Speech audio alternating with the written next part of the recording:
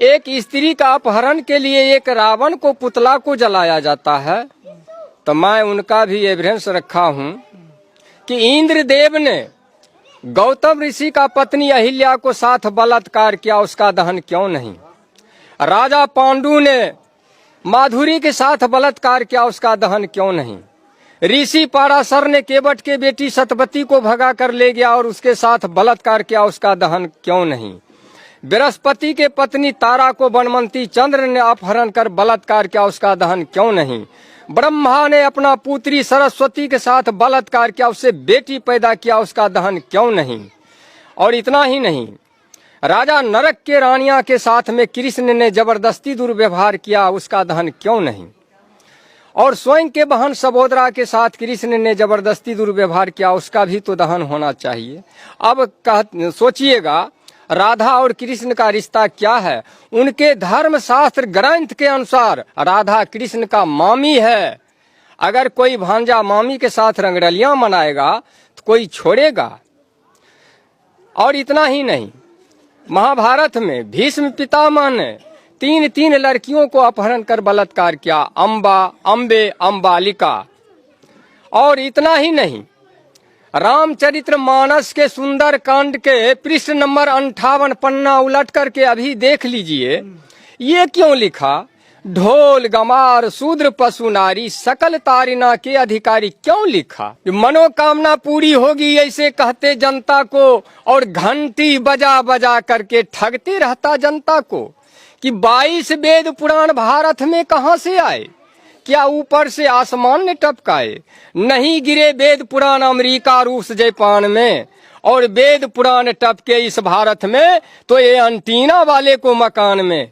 कि वीरों के वीर हनुमान यहाँ फिर स्वर्ण पदक के लाले क्यों? कि धन का देवी लक्ष्मी यहाँ फिर भूखी नंगी जनता क्यों? और ज्ञान का देवी सरस्वती फिर अनपढ़ जाहिल जनता क्यों? इन मनोवादियों ने हमारे 85% मूल निवासी भाइयों को भरमाया है। अरे अब तो समझ जाओ, हमारे अकल पर पड़ गया ताला है। 85% मूल निवासी भाइयों, अरे इन पत्थरों के मूर्तों से सर टकराते टकराते मर जाओगे, लेकिन इस समस्या से निजात कभी नहीं पा सकते हो। अब 33 करोड़ देवी देवता को पैदा करके छोड़ दिया है, जिसके पीछे हम 85% उलझे हुए हैं। हम असली बात को समझ नहीं रहे हैं, हम बर्बाद हैं, हम उजड़ रहे हैं, लेकिन असली बात को हम समझ नहीं रहे हैं। छोटा सा एक दोहा के तौर में आपको समझाना चाहूंगा। अब आप 10 गो मिट्टी का चूहा बना लीजिए और चूहे को रंग में पेंट पचारा करके किसी चूहे को बिल पर रख दीजिए, और इधर से 5 गो बिल्ली को इंडिकेट कीजिए, तो क्या मिट्टी का चूहा को बिल्ली कैच करेगा? नहीं, कभी नहीं कर सकता है। 10 गो मिट्टी का खरगोश बना लीजिए और खरगोश के रंग में पेंट पचारा करके किसी झाड़ी में छुपा दें, और इधर से 10 गो कुत्ता को इंडिकेट करें, क्या मिट्टी का खरगोश का कुत्ता कैच करेगा? कभी नहीं कर सकता है।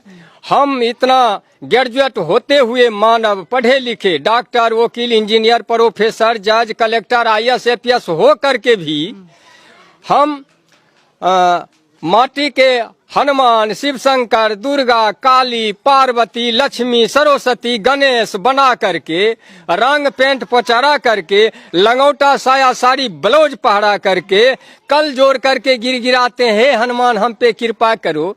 क्या हनुमान के पास में बैंक बैलेंस है जो आपको 10-20 हजार रुपया से मदद कर देगा? क्या लक्ष्मी, सरस्वती, काली के पास में लाइन प्रॉपर्टी है जो 10-20 बीघा जमीन को रजिस्ट्री कर देगा? इसका मतलब हम असल नकल को पहचान करने में हम उस कुत्ता और बिल्ली से भी गए गुजरे मानव हैं। साथियों, इस बात को समझना होगा।